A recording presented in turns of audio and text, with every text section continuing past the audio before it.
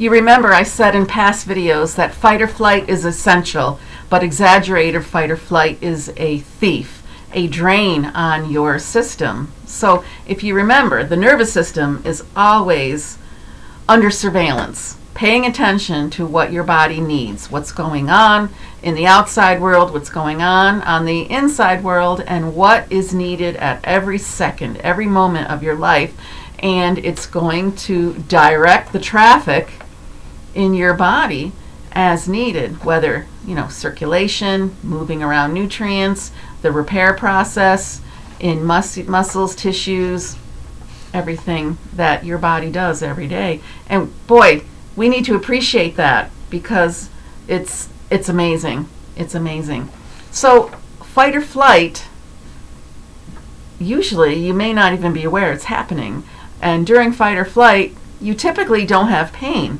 So it kind of overrides that pain signaling.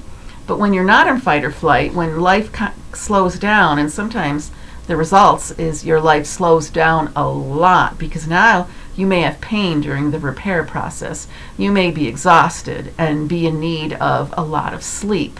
And so when fight or flight ends, that's when people really notice and say, oh my gosh, what am I doing with my day? Why am I so exhausted? What am I going to do tomorrow? Because I don't think I've got the energy to do something tomorrow. So we're always looking at the future. What's happening today? What can I do about it? So we notice these things when fight or flight ends. And hopefully fight or flight does end, because then we have that opportunity to pay back what stress takes. And we're not always very good at paying back what stress takes. So here's another idea I want to introduce to you.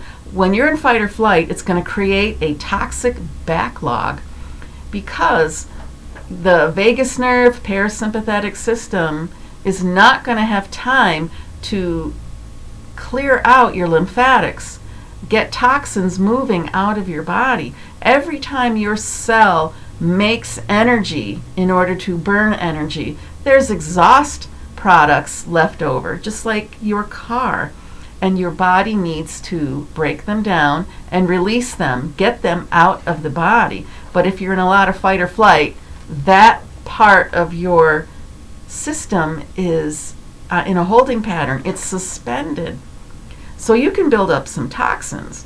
And sometimes you're going to gain weight because those toxins have to be held somewhere safely. So I'm talking about cellular toxic activity, lactic acid, acetaldehyde, and other chemicals such as that.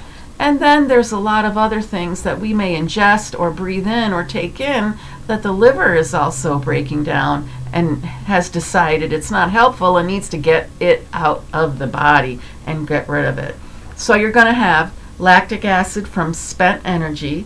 There's going to be dead cells. The body's always turning over the cells, and they have to break down and go somewhere. Environmental toxins, there's a lot of that to deal with.